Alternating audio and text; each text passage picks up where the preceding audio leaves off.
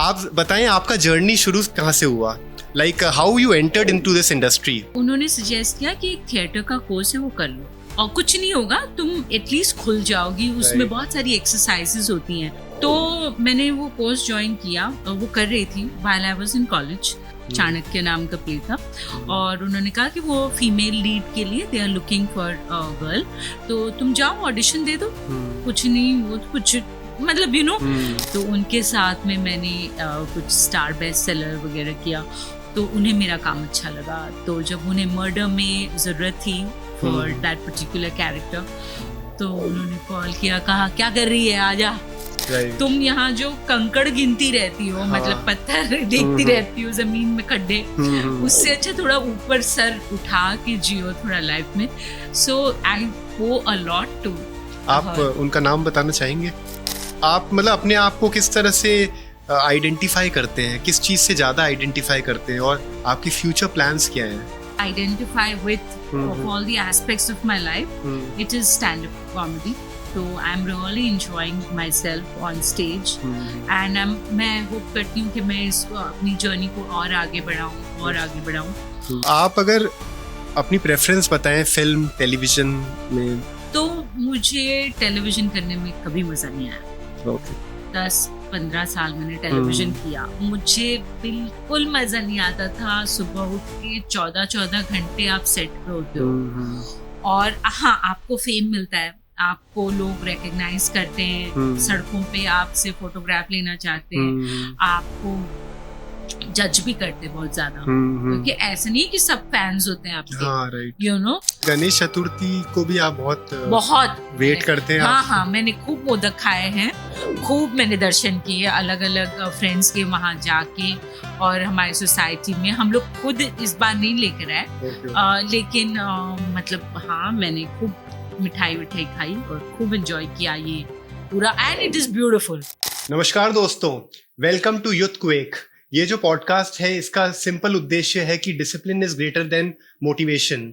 आज के जो हमारे गेस्ट हैं वो कोई और नहीं, सुरभि सौरभ वंजारे हैं, जो कि एक एक्ट्रेस है, एक प्रोड्यूसर हैं और एक राइटर भी हैं। आपने उनको मूवीज में देखा होगा जो कि मर्डर, और सीरियल्स में देखा होगा जो कि है जस्सी जैसी कोई नहीं। इनके काम का योगदान बहुत ज़्यादा रहा है और हमारी इंडस्ट्री इनको as a very jolly person मानती है, क्योंकि इन्होंने बहुत काम कॉमेडी सीरियल्स में भी किया है। और क्योंकि मैं रियल में समझता हूँ कि comedy is the most difficult thing to be done in the art work, जिसमें ये बहुत आगे बढ़ चुके हैं, बहुत माहिर हैं। तो ज़्यादा वेट नहीं कराते हुए मैं आपका स्वागत करता हूँ सुरभि जी के साथ। सो बेसिकली आज का जो पॉडकास्ट है वो बहुत ही इंटरेस्टिंग होने वाला है। मुझे खुशी है कि इन्होंने हमें टाइम दिया, क्योंकि मैं खुद भी इनका बहुत बड़ा फैन हूं। तो ज्यादा वेट नहीं कराते हुए हम शुरू करते हैं पॉडकास्ट। वेलकम सुरभि जी। कैसे हैं आप? मैं ठीक हूँ, थैंक यू सो मच। आज आप बहुत अच्छे लग रहे हैं। थैंक यू आपने हमारा पॉडकास्ट का एक्सेप्ट किया invitation. Thank you so much for having me, and I think Youth Quake is a very nice name that you have for the podcast. Thank you. Actually, it was given a very strong thought over it. मैंने बहुत सोचा कि क्या नाम रखना चाहिए, तो finally मैं डिसिप्लिन वाली बात पे बहुत ज़्यादा बिलीव करता हूँ। तो मैंने सोचा जो यूथ से रिलेट हो, क्योंकि आप जानते हैं कि यूथ आज की तारीख में काफ़ी डिस्ट्रैक्टेड है, they are not able to achieve their dreams, और अगर अपने ड्रीम्स को अचीव करना है तो मोटिवेशन से ज़्यादा डिसिप्लिन की ज़रूरत है। तो इसलिए मैंने यूथ क्वेक नाम रखा, जैसे जो अर्थक्वेक से रिलेटेड करके वैसा, ताकि एक जनरेशन का मूवमेंट हो यूथ क्वेक के नाम से, and they are more into discipline so that they can achieve all their dreams, because I believe सब लोग के है potential, they can do wonders if they have belief in themselves. तो मैं ज़्यादा वेट नहीं कराते हुए ये पॉडकास्ट शुरू करना चाहूँगा, क्योंकि हमारी ऑडियंस भी बेसब्री से वेट कर रही है। आप बताएं आपका जर्नी शुरू कहाँ से हुआ, like how you entered into this industry? So basically I was in college and मैं बहुत ही shy थी, okay? और वो एक होता है shy, रेगुलर आप यंग होते mostly people are little bit shy, inhibitions होते हैं, पर मेरे कुछ ज़्यादा थे। मैं एकदम नीचे देख के चलती थी. I would keep to myself, you know. तो मेरे एक प्रोफेसर ने मुझसे कहा कि तुम्हें ना अपनी पर्सनालिटी खोलने की जरूरत है, क्योंकि लाइफ में कोई भी काम करो आपको लोगों से इंटरेक्ट करना पड़ता है. Right now because of AI and all that, may be you can sit in the house और आप काम कर सकते हैं, बट जैसे ही आप कहीं भी जॉब करें, कुछ भी करें आप जीवन में, आपको लोगों से इंटरेक्ट करना पड़ता ही है. और मेरे में वो कैपेबिलिटी नहीं थी ज्यादा. मैं बहुत ही ज्यादा इंट्रोवर्ट, इनहिबिटेड थी. तो उन्होंने सजेस्ट किया कि एक थिएटर का कोर्स है वो कर लो, और कुछ नहीं होगा, तुम एटलीस्ट खुल जाओगी. उसमें बहुत सारी एक्सरसाइजेज होती हैं, बॉडी खोलने की, वॉइस खोलने की एक्सरसाइजेज होती हैं, ट्रस्ट एक्सरसाइजेज होती हैं. तो मैंने वो कोर्स ज्वाइन किया. वो कर रही थी while I was in college. तब हमारे प्रोफेसर ने बताया कि एक प्ले की ऑडिशंस चल रहे हैं. चाणक्य नाम का प्ले था, और उन्होंने कहा कि वो फीमेल लीड के लिए they are looking for a girl, तो तुम जाओ ऑडिशन दे दो. कुछ नहीं, वो कुछ मतलब यू नो, और ऑडिशंस भी आपको बहुत ज्यादा खोलते हैं. राइट. ओके. तो इनफैक्ट आपको एक्सेप्टेंस से ज्यादा आपको रिजेक्शन खोलता है. हाँ, ऑफ कोर्स. ओके, लाइफ में आप खुल जाते हो कि ठीक है यार, एक दो दिन आप बहुत डाउन रहोगे, उसके बाद तीसरे दिन आप कहोगे ठीक है, I will move on, you know. तो मैं गई और मेरा हो गया उस प्ले में. तो वो चाणक्य नाम का प्ले था, बहुत अच्छा प्ले था, और हम लोगों ने पूरे इंडिया में अलग अलग जगहों पे, सिटीज में जाके टूर वगैरह किया. Then during that time I started getting television offers. तो मैंने काम शुरू किया, and उस टाइम पे बहुत बड़े बड़े डायरेक्टर्स टेलीविजन भी करते थे. तो अनुराग बासु टेलीविजन करते थे, तो उनके साथ में मैंने कुछ स्टार बेस्ट सेलर वगैरह किया. तो उन्हें मेरा काम अच्छा लगा. तो जब उन्हें मर्डर में जरूरत थी फॉर दैट पर्टिकुलर कैरेक्टर, तो उन्होंने कॉल किया, कहा क्या कर रही है, आजा, that kind of thing, you know. तो मैं गई, और मैंने उसके लिए मुझे ऑडिशन भी नहीं एक्चुअली देना पड़ा, because when you work with a director और वो जानते हैं आपका काम. फिर वो फिल्म जब मैंने की, फिर भट्ट साहब हुआ करते थे सेट पे तब, तो उनको अच्छा लगा काम मेरा. फिर उन्होंने दूसरी 2-4 फिल्म्स में मुझे इंटरेस्टिंग कैरेक्टर्स दिए, and that was pretty much it. तो एक से दूसरा काम मिलता चला गया, and I actually owe everything to that professor, जिन्होंने मुझसे कहा था कि जाओ भाई, तुम यहाँ जो कंकड़ गिनती रहती हो, मतलब पत्थर देखती रहती हो जमीन में, खड्डे, उससे अच्छा थोड़ा ऊपर सर उठा के जियो थोड़ा लाइफ में. सो आई ओ अ लॉट टू. आप उनका नाम बताना चाहेंगे? अलवीरा मैम. सो चाणक्य, जैसे मेरे को रिकॉल हो रहा है कि वो एक बहुत फेमस सोनी टीवी पे या फिर जी टीवी पे वो सीरियल टेलीकास्ट हुआ था. हाँ, बट सीरियल नहीं, मैं प्ले, नाटक की बात कर रही हूँ. प्ले आप. हाँ, जो थिएटर. ओके. हाँ, एक्चुअली देखा जाए तो काफी लोग ये कहते हैं कि to be a very refined actor you need to work in theatres. अगर थिएटर्स में काम करके आपका कॉन्फिडेंस लेवल भी बढ़ता है और आप टेक्निकली चीजें समझते हैं. सो आपका यही उद्देश्य था to get into theaters? नहीं, मेरा उद्देश्य सिर्फ अपनी पर्सनालिटी डेवलप करना था. और जैसे मैंने कहा कि मैं बस मुझे कुछ इंटरेक्शन लोगों के साथ में करने का मौका मिल रहा था, एंड एक सेफ स्पेस लगी थी. मैं पहले दिन तो मैं गई थी यही कि एक दिन जाऊंगी क्योंकि प्रोफेसर ने कहा है, और उसके बाद मैं नहीं जाऊंगी वहां पर. बट वो आपको एक जगह ऐसी थी और इतना ट्रस्ट और एक माहौल हमारे प्रोफेसर्स वहां बना दिया था उन्होंने, कि you could actually be the biggest fool, पर कोई आपको जज नहीं कर रहा था. यू नो, आप कितनी भी बेवकूफी, कितना भी गलत सलत, जो भी आपकी समझ में, मतलब कोई आपके ऊपर रिस्ट्रिक्शन नहीं था आपके थॉट और आपके वर्ड्स के ऊपर. यू नो, वरना हम हर जगह पे हम इतना स्ट्रेस, हम एक पार्टी में जाते हैं तो हम स्ट्रेस्ड होते हैं कि क्या मैं कुछ स्टूपिड तो नहीं बोल रही हूँ. ट्रू. ये बातें चलती रहती है माइंड में. हाँ, तो वो मेरा मेन उद्देश्य तो वही था. और थिएटर और टेलीविजन का एक्चुअली मेरे हिसाब से बहुत कम लेना देना है. मीडियम ही अलग है. थिएटर, टेलीविजन, फिल्म्स, ये तीनों मीडियम ही अलग हैं.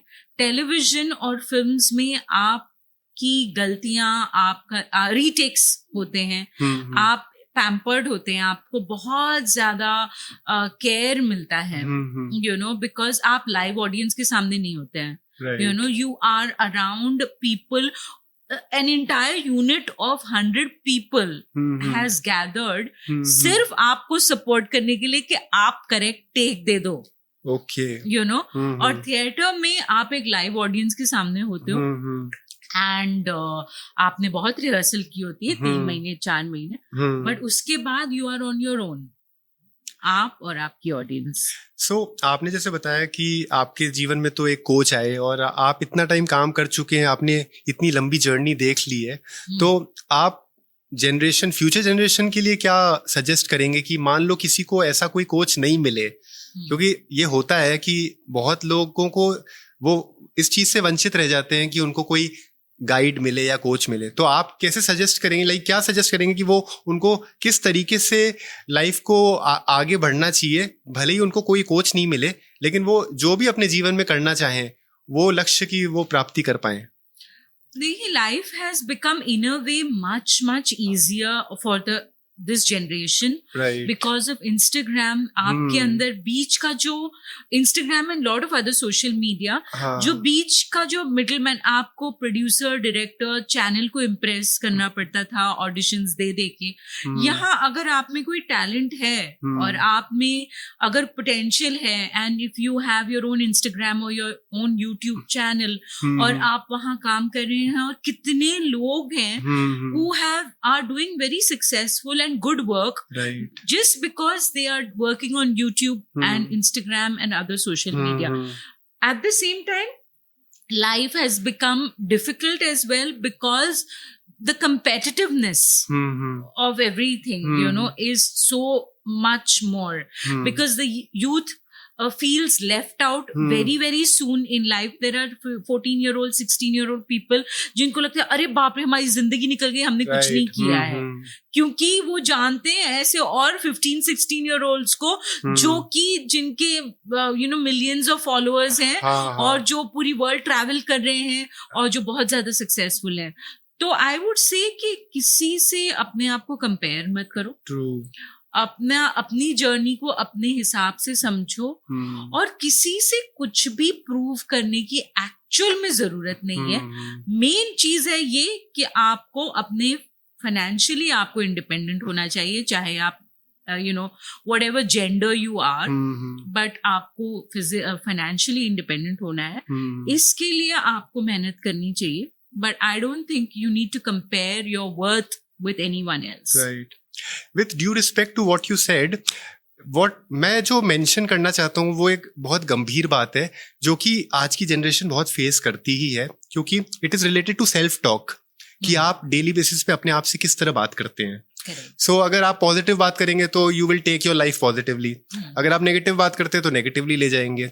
लेकिन पॉजिटिव और नेगेटिव का जो डिसीजन है वो कंसिस्टेंटली लोग मेंटेन कर नहीं पाते। अगर नेगेटिव तो फिर भी कर लेते हैं, कि नेगेटिव तो फॉर अ लॉन्ग टाइम एक ही डायरेक्शन में नेगेटिव सोच के जी लेते हैं, लेकिन पॉजिटिव सोच के जिंदगी जीना ये बहुतों के लिए मुश्किल हो जाता है। तो उसके लिए आप एडवाइस करें कि वो चीज कैसे कंटिन्यू कर सकते हैं, परसिस्टेंटली पॉजिटिव रहना, चाहे लाइफ में डाउन आए, क्योंकि डाउन आता है, स्ट्रगल सबके जीवन में आता है और आना ही है, अप एंड डाउन तो लाइफ में है ही। तो जब ये चीज इतनी कॉमन है तो ये बहुत इंपॉर्टेंट है कि आप, क्योंकि आप एक इंस्पिरेशन है, आप लोगों को आपको बहुत लोग फॉलो अप करते हैं, तो आप बताएं कि इस चीज से आपने भी महसूस किया होगा, आपने भी वो चीज को गो थ्रू किया होगा, तो आप इस चीज से कैसे आगे बढ़े, और आपको क्या लगता है कि इस जनरेशन में ऐसी क्या चीज है जो चीज एडवांटेज के तौर पे है और वो ये चीज को फॉलो कर सकते हैं कंसिस्टेंटली? ओके, आपके क्वेश्चन के बहुत सारे पार्ट्स हैं। मैं पहली बात कहूंगी, ग्रैटिट्यूड बहुत इंपॉर्टेंट है। Right.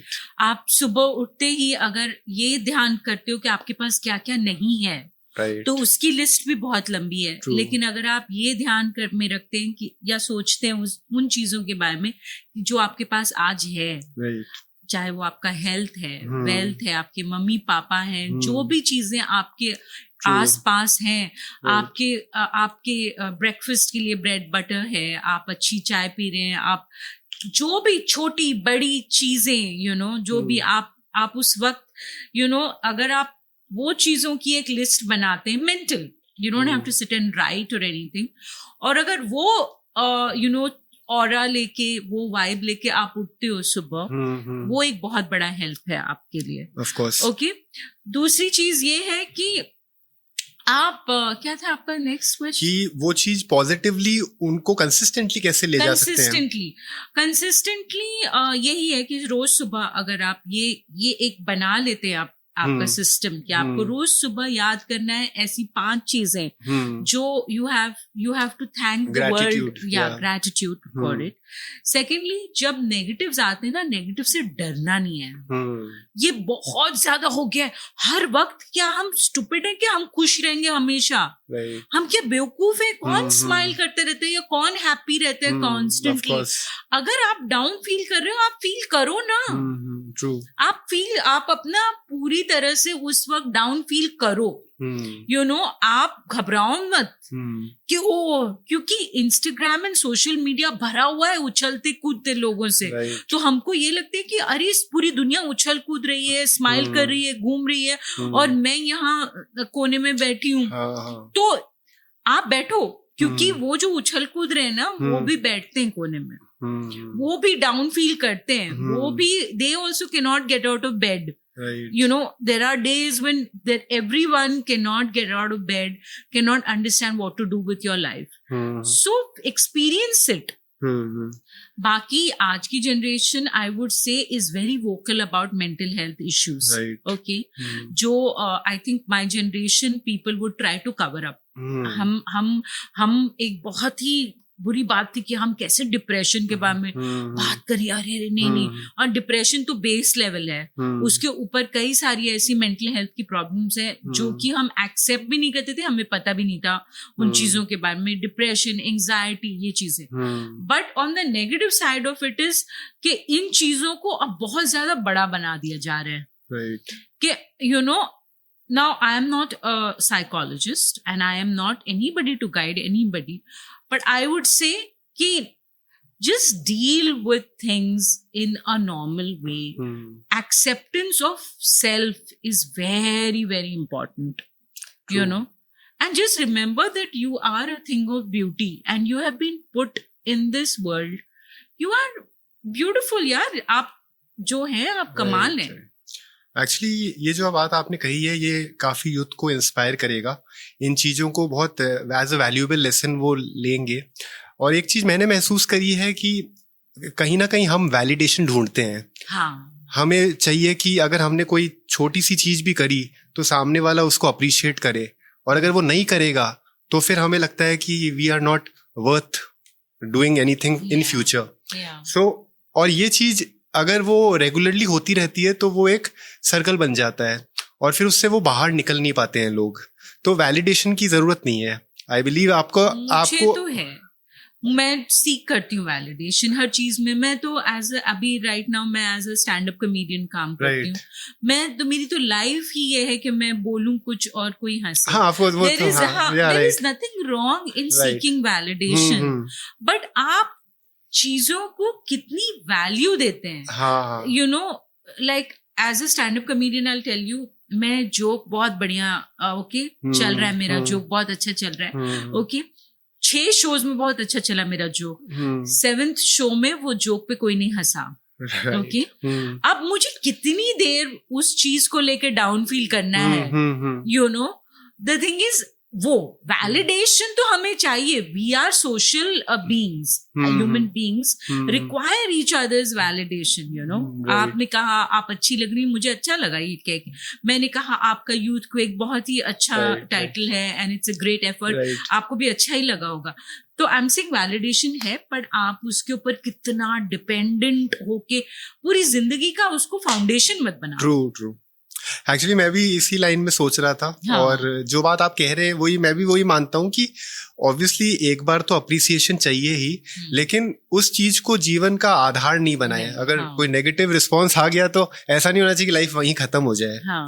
तो आपकी लाइफ में सबसे बड़े इन्फ्लुएंसर्स कौन रहे हैं जिन्होंने आपकी लाइफ को एक नया मोड़ दिया हो, और जिनके थ्रू आप एज अ गुडविल भी देखते हैं कि इन्होंने आपको एक चेंज लाए आपके जीवन में, और वो you like you are looking up to them consistently? हाँ, ओके, सो मेरी mummy, right, okay, my mummy was a working woman. वो घर भी मैनेज करते थे. वो बाहर से, she was a teacher and then she became a headmistress of the school.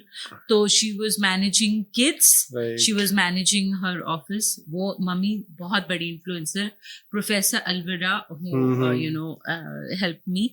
And apart from that, जिनको मैं बहुत ही ज्यादा I would give credit is my husband. Right, okay, वो बहुत ही उन्होंने मुझे सपोर्ट किया है चीजों के अंदर, yes of course, you know.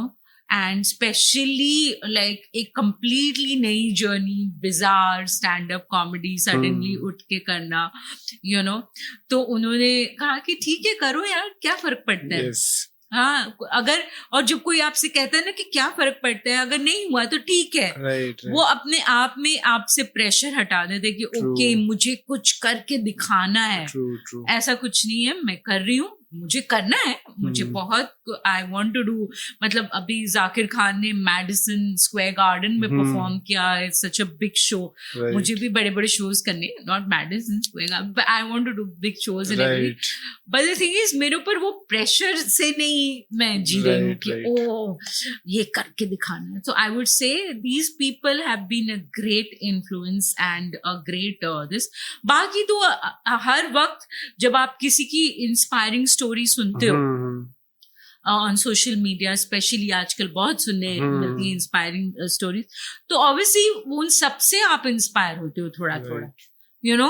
Whether it's the influencers, the motivational speakers, या किसी को आप देखते हैं कि कुछ नहीं से शुरू करके उन्होंने एक यू नो एक मकाम हासिल किया है, तो ऑब्वियसली मैं हर एक से इंस्पायर होती हूँ. ये एक्चुअली बहुत बड़ी बात है कि ज्यादातर लोग जब अपनी जर्नी शुरू करते हैं तो एक जर्नी कंप्लीट होने के बाद, जैसे प्राइवेट जॉब्स में ऐसा होता है कि people look for retirement at maybe 45-50 में रिटायर हो जाएंगे, पर आप और आपके जैसे और भी लोग हैं जो इस इंडस्ट्री के हिस्सा हैं, वो अपना सेकंड फेज भी देखते हैं, सेकंड स्टिंट भी देखते हैं कि उन्होंने एक जर्नी 10-15 साल अचीव करी, एक मुकाम पाया, और फिर वो ये फिर सेकंड इनिंग्स खेलने का भी सोचते हैं. That is a very big achievement, very inspiring thing, क्योंकि सब लोग ऐसा कर नहीं पाते हैं. एंड हैविंग अ फैमिली, सब कुछ बैलेंस करके चलना, it is very difficult. So it is very difficult. Actually मेरी फर्स्ट जो जर्नी है ना, वो तो अपने आप स्टार्ट हो गई थी, और तभी मैंने कुछ ऐसे एफर्ट्स वो सब, and I was still in college at that time, okay. And then after, and मेरे को हमेशा हाउसवाइफ ही रहना था एक्चुअली. मेरे को कुछ करना नहीं था लाइफ में ज्यादा. मतलब हाउसवाइफ बहुत कुछ करती है, कुछ करते हैं, हाँ, ओके, बहुत कुछ करती है हाउसवाइफ. सॉरी ऑल द हाउसवाइफ्स आउट देयर, अगर मैंने कहा कि कुछ करना नहीं था, बहुत कुछ करती है हाउसवाइफ. और बनने के बाद मुझे पता चल रहा है कि हाउसवाइफ बहुत मेहनत करती है. तो द थिंग इज, मुझे शादी आदि करके अच्छे से सेटल होना था. जब मैंने अपनी मम्मी को देखा था कैसे वो प्रोफेशनल और पर्सनल लाइफ के बीच में, मेरी मम्मी हमेशा थकी हुई रहती थी.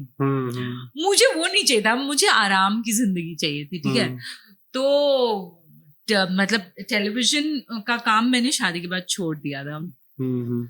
But I feel that I think this was just like destiny, because और आदत होती ना आपकी कि आप रोज बाहर जाते हो, कुछ तो करते हो. सडनली मैंने काम छोड़ दिया. 6 महीने तक तो ठीक था, उसके बाद मुझे ये होने लगा कि what am I doing? Anxious, you were getting anxious. I was getting restless and all my doing and all. And so yeah, I decided कि चलो कुछ करते हैं. एक्चुअली काफी डिफिकल्ट हो जाता है, और आपने बहुत अच्छे से ये चीज करी है. हाउसवाइफ्स का जो पर्सपेक्टिव आपने बताया, एक्चुअली वो काफी हद तक सही है. बहुत लोग ये समझते हैं कि जो बैलेंस लाइफ, वुमेन जो बैलेंस लाइफ जीते हैं, जो घर भी संभालते हैं और जॉब भी करते हैं या कोई और बिजनेस भी करते हैं, वो एक बहुत डिफिकल्ट जर्नी है. पर कहीं ना कहीं मुझे ऐसा लगता है कि housewives being only a housewife is not being only, it's like it's beyond that. क्योंकि हाउसवाइफ्स के साथ एक लिमिटेशन ये है कि वो दूसरे लोगों के सोशल इंटरेक्शन से वो दूर हो जाते हैं.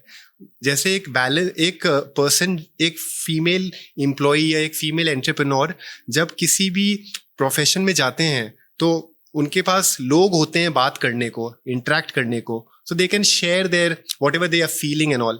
But then with a housewife the problem is कि वो अपनी problems को share भी नहीं कर पाते हैं. बहुत बार उनको अपने पास रखनी पड़ती है वो चीज़, और वो उन problems के साथ वो अपने life के challenges को handle करते हैं.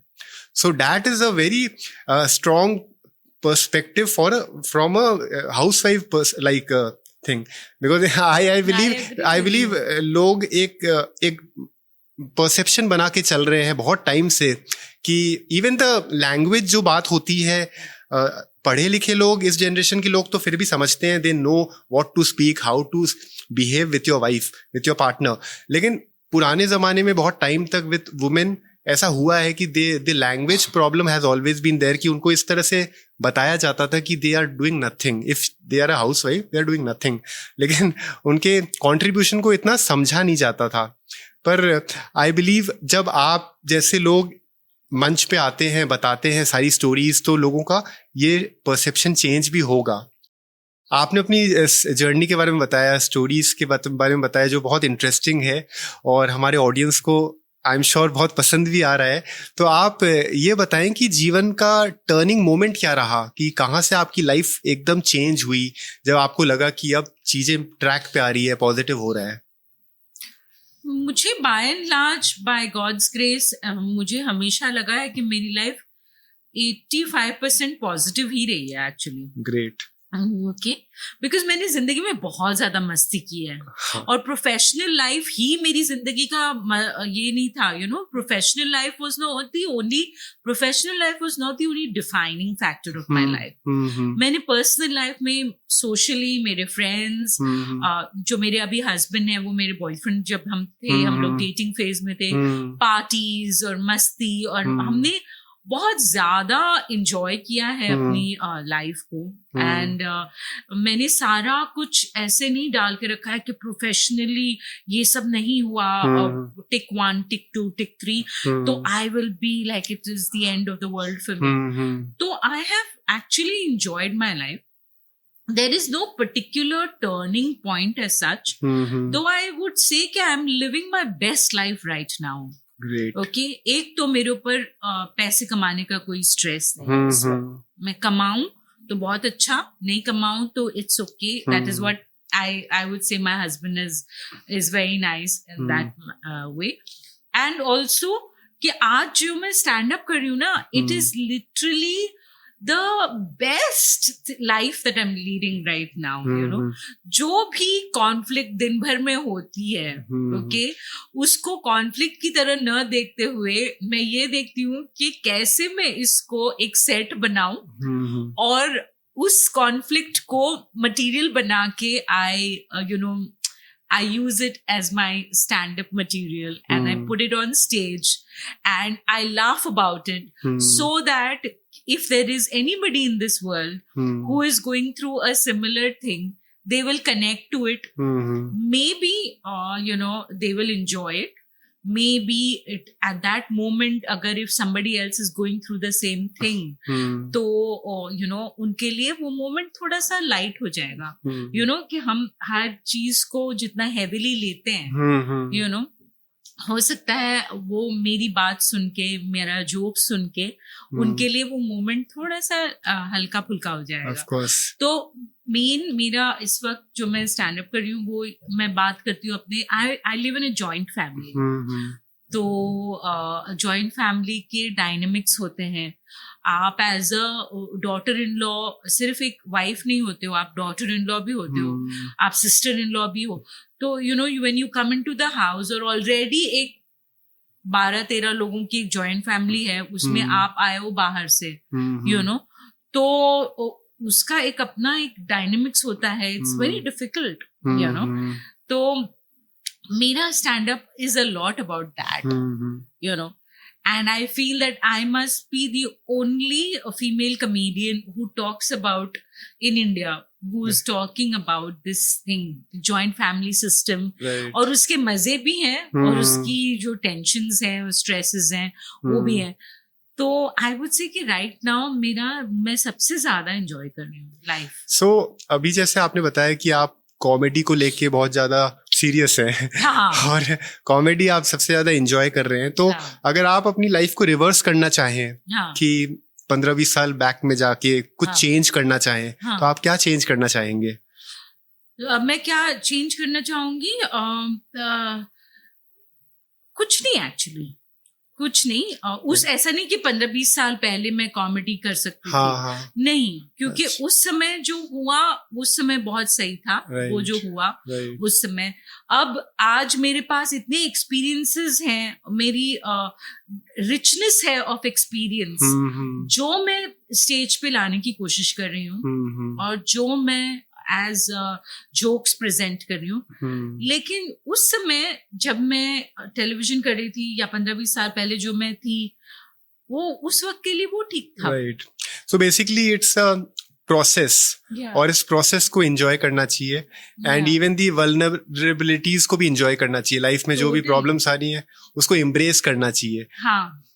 सो मेरी ऑडियंस जरूर ये सोचेगी कि ये पॉडकास्ट अधूरा रहेगा अगर सुरभि जी के हस्बैंड के बारे में बात नहीं की जाए। तो आप थोड़ा अपने हस्बैंड के बारे में बताएं कि आप लोग कैसे मिले और आपकी शादी कब हुई, एंड इवन वो क्या करते हैं, उनका क्या गोल्स है, थोड़ा वो बताएं।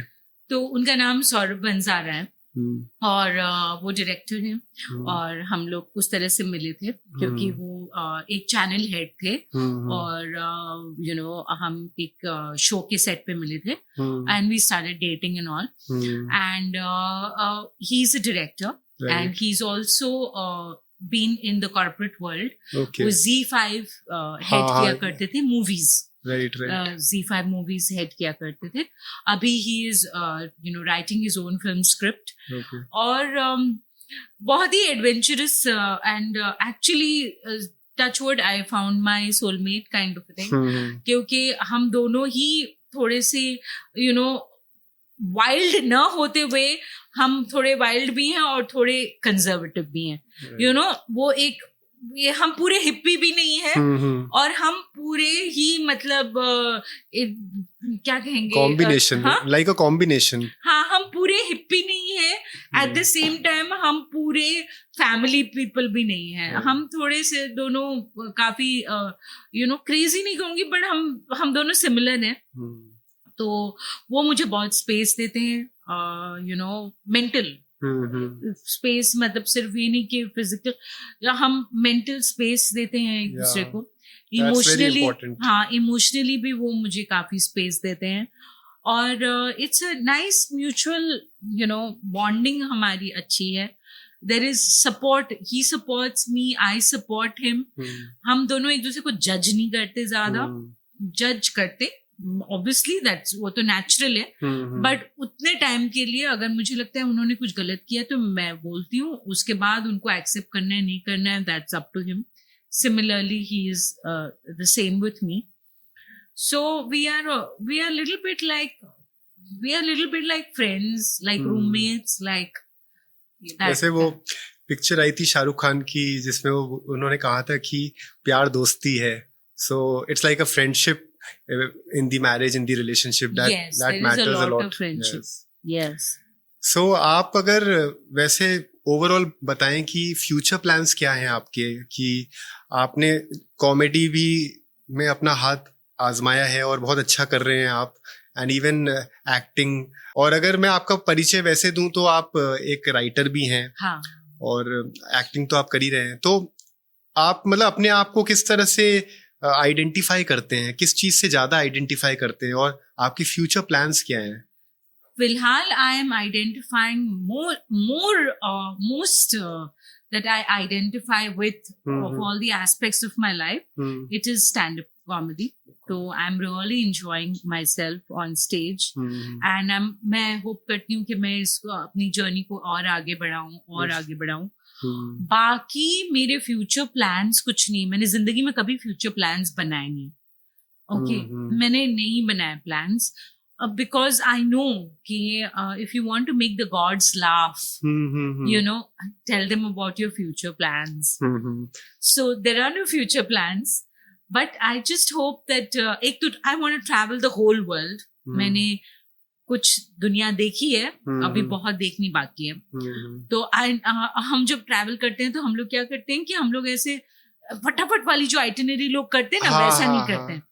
हम लोग जाके कहीं बस जाते हैं 10, 15, 20 दिन, महीना भर के लिए, कोई भी कंट्री हो, कोई भी सिटी हो, जाके हम लोग वहाँ 1 महीना अगर हम स्पेयर कर सकते हैं तो हम 1 महीना हम लोग जाके वहां बस जाते हैं। तो उस तरह का ट्रैवल मेरे को दुनिया देखनी है, जितना भी हम देख सकें, इससे पहले कि जो पावर्स हैं वो दुनिया खत्म ही कर दे, यू नो। तो वो एक्चुअली कोविड में भी बोला गया था, लेकिन आई बिलीव यहाँ तो पॉलिटिशियंस तो लगे हुए ही है ना दुनिया खत्म करने में, बोलते ज्यादा है। हाँ, like there are so many politicians in the world who are just working towards screwing up the whole planet. So we want to enjoy the world, and I want to do as best as I can as a stand-up comedian. So you basically live in the moment, rather than thinking about the past or the future. Totally. Past चला गया।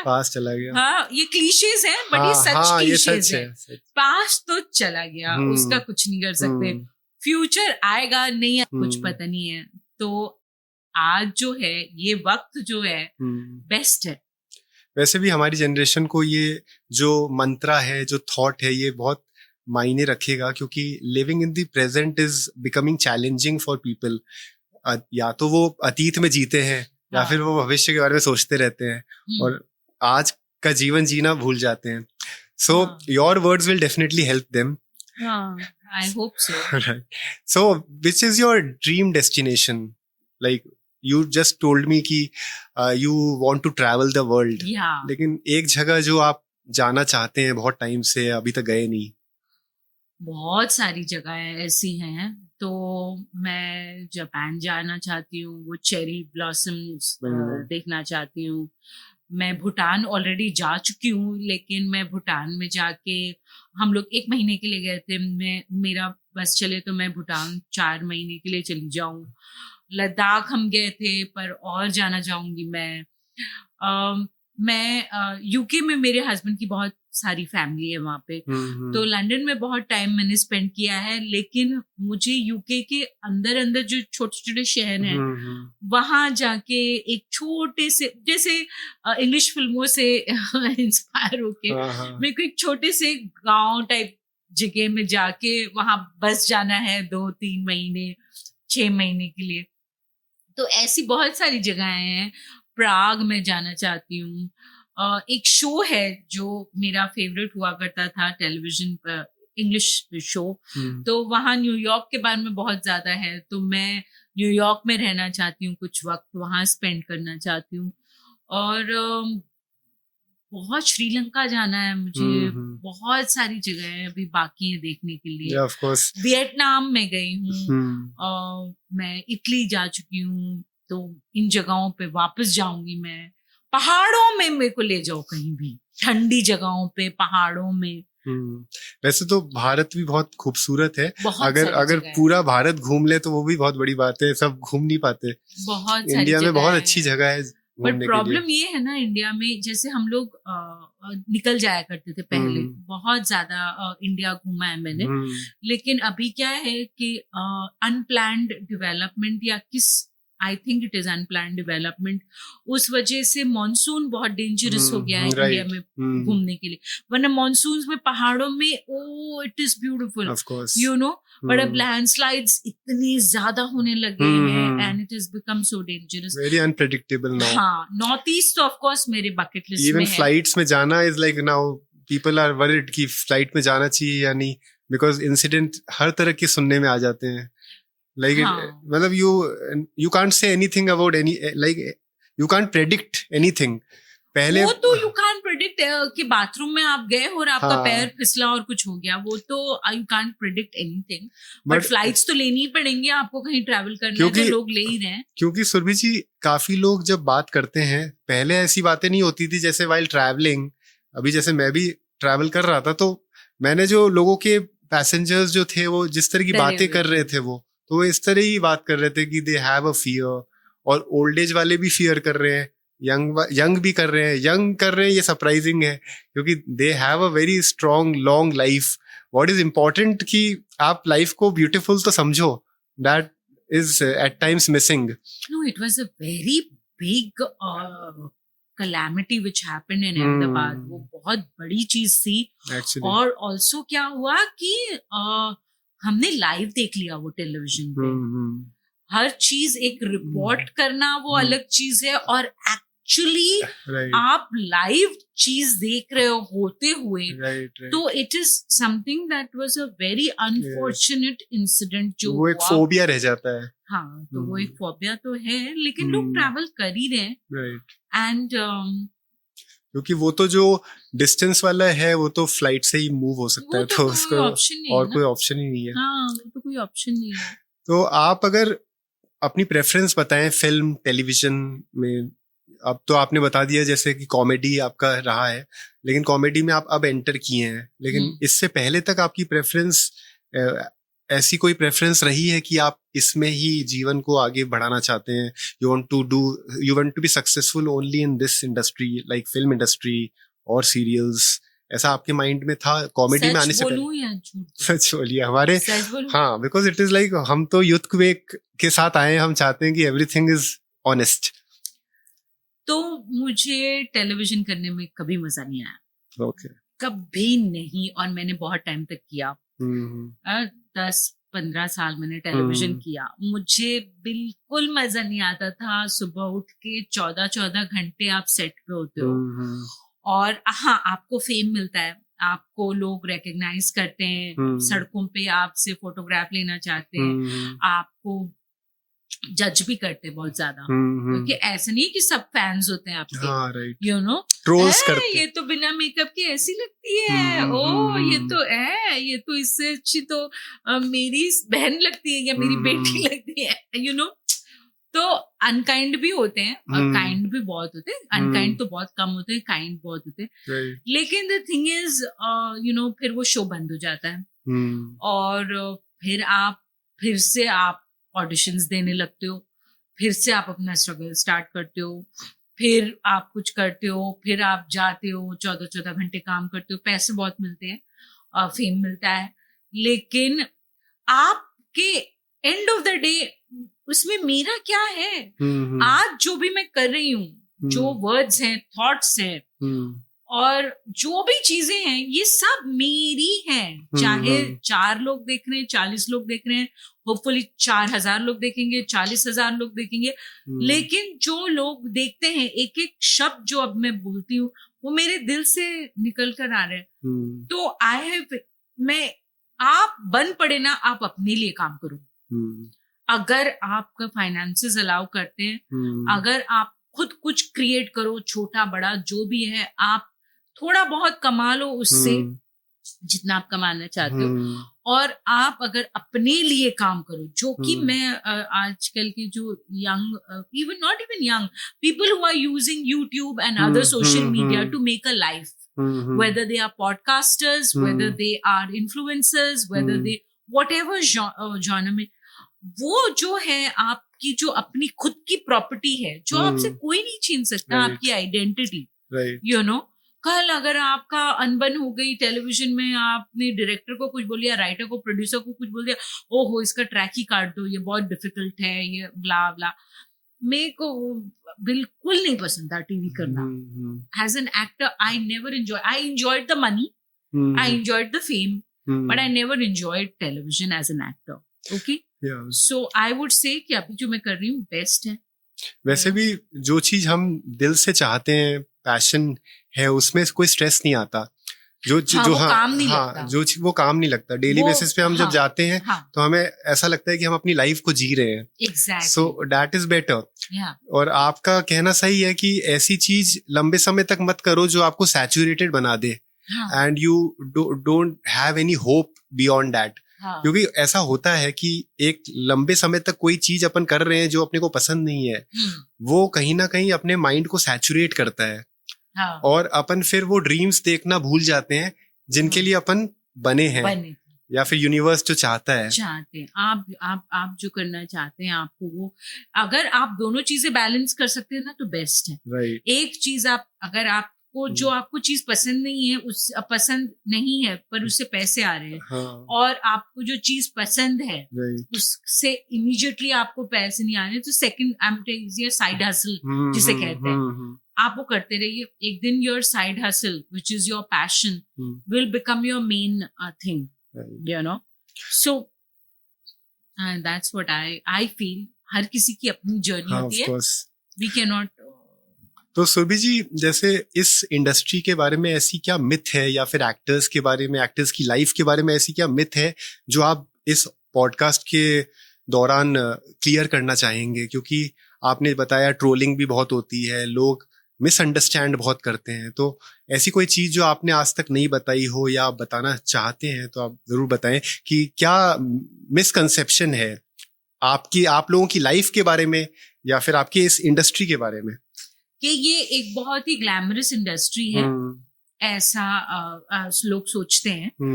लेकिन ये अंदर बहुत ही tough है life, बहुत tough life है. पहली बात तो ये है कि अगर आपने कुछ थोड़ा बहुत कर लिया और फिर आप उस इंडस्ट्री को छोड़ना चाहते हैं, तो जैसे अगर कोई कॉर्पोरेट जॉब कर रहा है, वो अगर उसने बोला कि मुझे कॉर्पोरेट जॉब छोड़ना है, छोटी सी दुकान खोल लेनी है, हाँ, ग्रोसरी की दुकान खोल लेनी है, उसको कोई लोग नहीं जानते, वो ग्रोसरी की दुकान कल से चालू कर सकता है. अगर आपने टीवी कर लिया, आपने फिल्म्स कर लिए, आपको लोग समझते हो ये एक लाइफस्टाइल इनका होगा, और आप चाहते हैं कि मैं एक बनिए की दुकान अब खोल लूं, आप नहीं खोल सकते क्योंकि लोग क्या कहेंगे. ओके, पहली बात. तो सेकेंडली बहुत इनसिक्योरिटीज हैं इसमें. ओके, दूसरा, आप आर्ट और आर्टिस्ट को अलग रखो. आप अगर कुछ चीज उसकी टेलीविजन में एंजॉय कर रहे हो या उसकी स्टैंड अप में एंजॉय कर रहे हो, और आप सोच रहे हो कि अगर वो बहुत ही अच्छा प्यारा सा रोल प्ले कर रही है और जब आप रियल लाइफ में उसे मिलोगे तो वो सचमुच वो इंसान होगी, नहीं, वो बहुत ही ज्यादा चिड़ू, बहुत ही बैड टेम्पर्ड भी हो सकती है, उसकी भी जिंदगी है, यू नो. तो वो है. दूसरा कि you know, like I said, it's a very very tough life. आप इनसिक्योरिटीज बहुत हैं इसमें, बहुत ज्यादा इनसिक्योरिटीज है, यू नो. जैसे अगर कोई कॉर्पोरेट जॉब में है और अगर वो जॉब छोड़ देता है या फिर अनएम्प्लॉयड है थोड़े टाइम के लिए, तो बिल्डिंग में भी किसी को पता नहीं चलेगा कि वो एम्प्लॉयड है या अनएम्प्लॉयड है. आपका टीवी शो बंद होता है तो पूरी दुनिया को पता चल जाता है कि अच्छा ये तो बंद हो गया, अब आप क्या कर रहे हो. हाँ, पूरी फैमिली में पता चल जाता है, ओ ये कुछ नहीं कर रही, इसका तो टीवी शो बंद हो गया. So it's a very insecure world. It's a very tough. It's like any other job. Is it all about talent or more about networking? It has to be a mix of both. Actually, आपका talent